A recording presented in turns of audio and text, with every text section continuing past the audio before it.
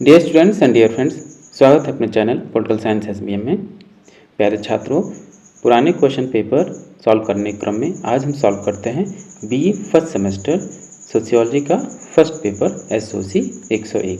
ये जो आपका प्रीवियस ईयर क्वेश्चन पेपर है, ये पिछले साल 2022-23 में संपन्न हुआ, इसी को हम लोग सॉल्व करते हैं। यानी बीई प्रथम सेमेस्टर समाजशास्त्र का प्रथम प्रश्न पत्र जो है, जिसका नाम है इंट्रोड्यूसिंग सोशियोलॉजी, इसको हम लोग सॉल्व करते हैं। ये जो भी प्रीवियस ईयर क्वेश्चन पेपर है, यानी पुराने क्वेश्चन पेपर, इसको सॉल्व करने से ये होगा कि आपका जो स्टडी का जो स्ट्रेटजी है, या आपको ये पता चल जाएगा कि क्वेश्चन पूछने का पैटर्न क्या है, कहाँ से क्वेश्चन पूछे जा रहे हैं, और कौन कौन से क्वेश्चन रिपीट हो सकते हैं या कौन से रिपीट नहीं हो सकते हैं। तो उसी के हिसाब से आप अपनी तैयारी को और बेहतर कर सकते हैं। प्यारे दोस्तों, किसी भी एग्ज़ाम के लिए बेहद ज़रूरी है कि आप प्रीवियस ईयर क्वेश्चन पेपर को सॉल्व करें, क्योंकि इससे आपको पता चल जाता है कुछ क्या बहुत ज़्यादा क्वेश्चंस रिपीटेड हो जाते हैं, जिससे आपका कॉन्फिडेंस लेवल भी बढ़ता है और आप एग्ज़ाम में बेहतर अपना रिजल्ट भी देते हैं। तो आइए सॉल्व करते हैं बीए प्रथम सेमेस्टर सोशियोलॉजी का फर्स्ट पेपर एसओसी 101 का ओल्ड क्वेश्चन पेपर, जो कि पिछले साल 2022-23 में संपन्न हुआ। तो आइए पहला क्वेश्चन देखते हैं। पश्चिमी देशों में पुनर्जागरण का आरंभ किस देश में हुआ? यानी जो रेनेसां है, किस पश्चिमी देश से इसकी शुरुआत मानी जाती है? बेहद महत्वपूर्ण क्वेश्चन है ये, जीएस का भी बेहद महत्वपूर्ण क्वेश्चन है। तो इटली में जो आपका है, इटली का एक नगर है फ्लोरेंस, इटली से ही आपका पुनर्जागरण रेनेसां का आरंभ माना जाता है। ऑप्शन ए राइट आंसर होगा। क्वेश्चन नंबर 2 है, who among the following is regarded as the father of Indian sociology? यानी निम्नांकित में से किसे भारतीय समाजशास्त्र का जनक माना जाता है? ऑप्शन देखिए, D N Majumdar, M N Srinivas, G S Ghurye या राधा कमल मुखर्जी। तो जीएस घुरिये को भारतीय समाजशास्त्र का जनक माना जाता है। ऑप्शन सी राइट आंसर होगा, जीएस घुरिये। क्वेश्चन नंबर 3 है, व्हाट इज सोशियोलॉजी पुस्तक के लेखक कौन है? व्हाट इज सोशियोलॉजी पुस्तक के लेखक कौन है? तो व्हाट इज सोशियोलॉजी पुस्तक के लेखक आपके एलेक्स एंकल्स हैं। ऑप्शन सी राइट आंसर होगा। नेक्स्ट क्वेश्चन है क्वेश्चन नंबर 4, जनजातियों द्वारा उच्च हिंदू जातियों के व्यवहारों को अपनाने की प्रक्रिया को व्यक्त किया जाता है? संस्कृतिकरण से, पश्चिमीकरण से, विसंस्कृतिकरण से, या उपयुक्त में से कोई नहीं। तो जो जनजातियों द्वारा उच्च जातियों के व्यवहारों को अपनाने की प्रक्रिया को हम संस्कृतिकरण कहते हैं। ऑप्शन ए राइट आंसर होगा, संस्कृतिकरण। नेक्स्ट क्वेश्चन है क्वेश्चन नंबर 5, परिवार में मातृ सत्तात्मक एवं पितृ सत्तात्मक रूप में वर्गीकरण का आधार क्या है? वंश, निवास, आकार या प्राधिकार? तो परिवार में मातृ सत्तात्मक एवं पितृ सत्तात्मक रूप में वर्गीकरण का आधार प्राधिकार है, यानी अथॉरिटी है। ऑप्शन डी राइट आंसर होगा। डियर स्टूडेंट्स, आपसे रिक्वेस्ट है, जिन साथियों ने या जिन छात्रों ने अब तक चैनल को सब्सक्राइब नहीं किया है, प्लीज़ आप चैनल को सब्सक्राइब कीजिए, क्योंकि इस चैनल के माध्यम से आपके विभिन्न विषयों के प्रीवियस ईयर क्वेश्चन पेपर, पुराने क्वेश्चन पेपर का सॉल्यूशन पेपर मिल जाता है। और आप जाएंगे चैनल पर विजिट करेंगे तो आपको विभिन्न विषयों के भी मॉडल पेपर हुआ या उनके सॉल्व पेपर हुए या आंसर की ऑलरेडी अपलोडेड है, चाहे तो आप चैनल पर विजिट करके देख सकते हैं। इसलिए आप चैनल को जरूर से जरूर सब्सक्राइब कीजिए। समाजशास्त्र का आरंभ हुआ। नेक्स्ट क्वेश्चन है क्वेश्चन नंबर 6, समाजशास्त्र का कहाँ आरंभ हुआ? अमेरिका में, यूरोप में, एशिया में या अफ्रीका में? तो समाजशास्त्र का आरंभ आपका यूरोप में माना जाता है। ऑप्शन बी राइट आंसर होगा।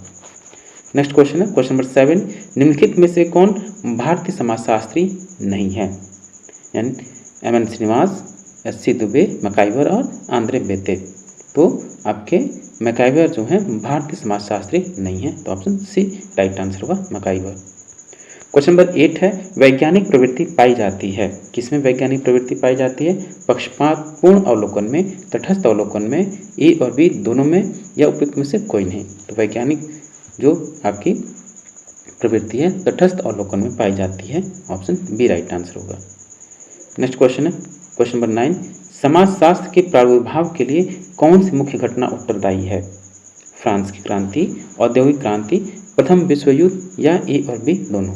तो तो समाजशास्त्र के प्रादुर्भाव के लिए जो मुख्य घटना है आपकी फ्रांस की क्रांति भी है और औद्योगिक क्रांति भी है। इन दोनों क्रांतियों ने समाजशास्त्र के उद्भव में अपनी महत्वपूर्ण भूमिका निभाई, इसलिए इसका आंसर होगा ऑप्शन डी, ए और बी दोनों। क्वेश्चन नंबर 10 है, निम्नलिखित में से कौन एक सुमेलित नहीं है?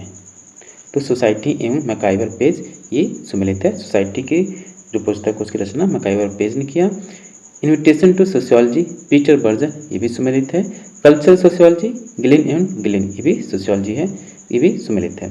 तो जो सोशियोलॉजी किंग्सले डेविस ने लिखा है ये डिसमैच है, यानी गलत है, सुमेलित नहीं है। तो ऑप्शन बी राइट आंसर होगा। क्वेश्चन नंबर 11, भारत में स्वतंत्र विषय के रूप में समाजशास्त्र को किस विश्वविद्यालय द्वारा सबसे पहले मान्यता दी गई? ये आपका बेहद महत्वपूर्ण क्वेश्चन है। मैसूर विश्वविद्यालय, पुणे विश्वविद्यालय या बम्बई विश्वविद्यालय या लखनऊ विश्वविद्यालय? तो बम्बई विश्वविद्यालय ने समाजशास्त्र को सबसे पहले विश्वविद्यालय द्वारा मान्यता दी गई, तो वो थी बम्बई विश्वविद्यालय। इसी ने सबसे पहले समाजशास्त्र को विषय के रूप में मान्यता सबसे पहले प्रदान की। तो ऑप्शन सी राइट आंसर होगा, बॉम्बे यूनिवर्सिटी। नेक्स्ट क्वेश्चन है क्वेश्चन नंबर 12, निम्नलिखित में से कौन सा एक परंपरागत भारतीय समाज की विशेषता नहीं है?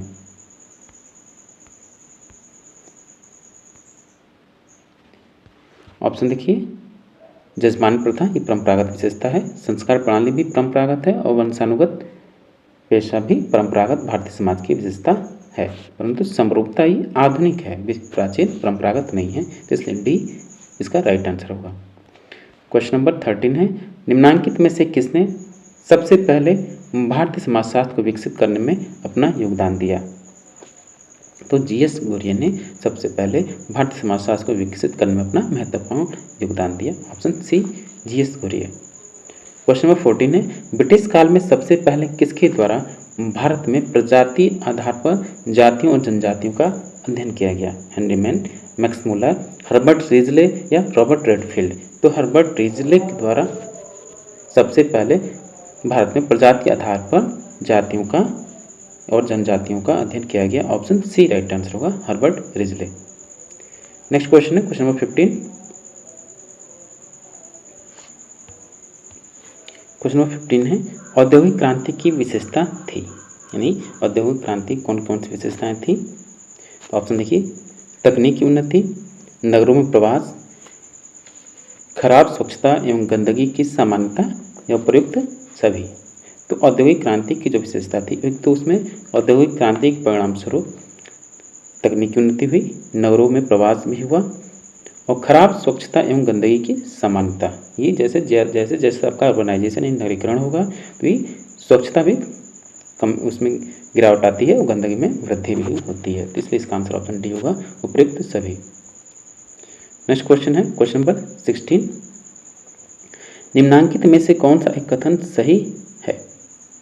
कौन सा कथन सही है? क्वेश्चन नंबर 16,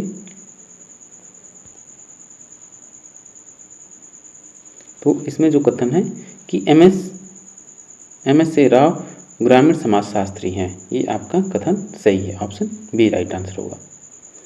क्वेश्चन नंबर 17 है, समाजशास्त्र के लखनऊ संप्रदाय का प्रणेता किसे माना जाता है? तो समाजशास्त्र के लखनऊ संप्रदाय के जो प्रणेता हैं वो आपके राधा कमल मुखर्जी यानी आर के मुखर्जी हैं। ऑप्शन सी राइट आंसर होगा। नेक्स्ट क्वेश्चन है क्वेश्चन नंबर 18, मनोविज्ञान की कौन सी शाखा समाजशास्त्र के सबसे निकट है? बाल मनोविज्ञान, औद्योगिक मनोविज्ञान, सामान्य मनोविज्ञान या सामाजिक मनोविज्ञान? तो सामाजिक मनोविज्ञान आपका मनोविज्ञान की सबसे निकट है या सबसे नज़दीक है। क्वेश्चन नंबर 19 है, परिवार उदाहरण है। परिवार जो है यानी फैमिली किसका एग्जाम्पल है? परिवार जो है किसका उदाहरण है? तो आपका एक परिवार का समिति का भी उदाहरण है और संस्था का भी उदाहरण है। तो समुदाय का उदाहरण समिति हो सकता है और सी दोनों, ए और सी दोनों सही होंगे, यानी D, option D right answer होगा। नेक्स्ट क्वेश्चन है क्वेश्चन नंबर 20, जब समाज को उच्चता और निम्नता के क्रम में विभाजित नहीं करते हैं तो उसे क्या कहा जाता है?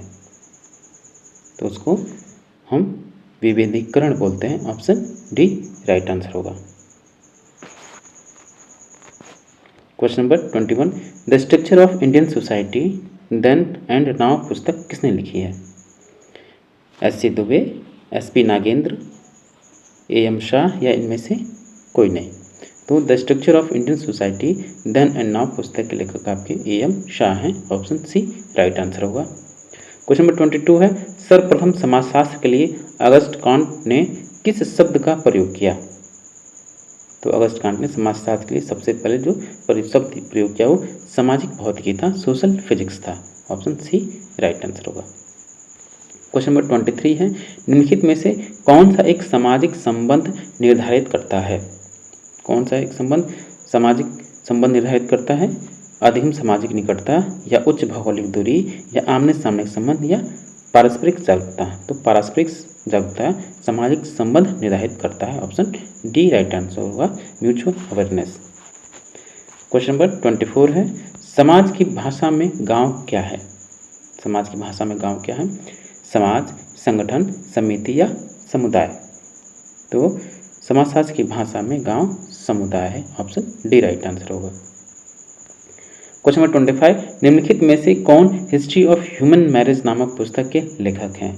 हिस्ट्री ऑफ ह्यूमन मैरिज नामक पुस्तक के लेखक हैं आपके Westermarck. Option B right answer होगा। क्वेश्चन नंबर 26 है, निम्नलिखित में से कौन सी योजना लड़कियों की शिक्षा एवं उनके कल्याण से जुड़ी हुई है? मनरेगा ये नहीं है, सम्मिलित है ये नहीं जुड़ी हुई है, उज्ज्वला भी नहीं जुड़ी हुई है, और नहीं बेटी बचाओ बेटी पढ़ाओ। इससे पूछा लड़कियों की शिक्षा एवं कल्याण से जो योजना है वो स्वधार योजना है। ऑप्शन सी राइट आंसर होगा। क्वेश्चन नंबर 27 है, विवाह का प्रमुख कार्य क्या है? मेन फंक्शंस ऑफ मैरिज क्या है? यौन जीवन का विनियमन, व्यवहार का विनियमन, संचार के विनियमन या निवास का विनियमन? तो विवाह का प्रमुख कार्य यौन जीवन का विनियमन है। क्वेश्चन नंबर 28 है, निम्नलिखित में से कौन एक ग्रामीण समुदाय एवं ग्रामीण समुदाय में अंतर करता है? ग्रामीण समुदाय एवं ग्रामीण समुदाय में कौन अंतर करता है? तो यातायात के साधन, संचार के साधन, व्यावसायिक भिन्नता या विवाह का स्वरूप? तो देखिए इसमें ग्रामीण एवं नगरीय होगा, ग्रामीण की जगह यानी यहाँ नगरीय हो जाएगा, अर्बन दिया है। नगरीय, ग्रामीण और नगरीय समुदाय में किस चीज़ के द्वारा आपको अंतर दिखाई देता है? तो संचार के साधन हुए, या व्यावसायिक भिन्नता है, विवाह का स्वरूप। तो ये दोनों में समान है, लेकिन नगरीय और अर्बन और रूरल में जो है यानी ग्रामीण क्षेत्र और नगरीय समुदाय में या नगरीय क्षेत्र में जो अंतर आपका मुख्य रूप से दिखाई देता है यातायात के साधन। तो ऑप्शन ए राइट आंसर होगा। क्वेश्चन नंबर 29 है, निम्नलिखित में से कौन सा एक सामाजिक स्तरीकरण से विशेषीकृत है? केवल परंपरागत समाज, सभी मानव समाज या केवल आधुनिक समाज या उपयुक्त में से कोई नहीं? तो सभी मानव समाज इसका आंसर होगा। ऑप्शन बी राइट आंसर होगा। नेक्स्ट क्वेश्चन है क्वेश्चन नंबर 30, इसको आपको मैच करना है।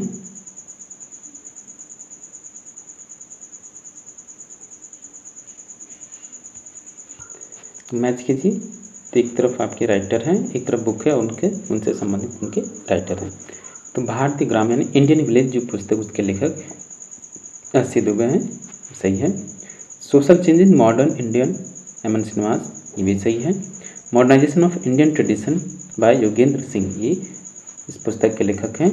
और फोर्थ जो है आपका the concept of rituals in modern sociological theory, इसके लेखक एस पी नागेंद्र हैं। यानी ऑलरेडी ये सुमेलित हैं। तो पहले का पहला, दूसरे का दूसरा, तीसरे का तीसरा, चौथे का चौथा। तो ऑप्शन ए राइट आंसर होगा। नेक्स्ट क्वेश्चन है क्वेश्चन नंबर 31, नाबार्ड की स्थापना हुई, यानी नाबार्ड जो है उसकी स्थापना कब हुई? तो नाबार्ड की स्थापना 1982 में। ऑप्शन ए राइट आंसर होगा। नेक्स्ट क्वेश्चन है क्वेश्चन नंबर 32, कि निम्नांकित में से सही कथन का चयन कीजिए। यानी इसमें से जो सही कथन कौन सा है उसको आपको सिलेक्ट करना है।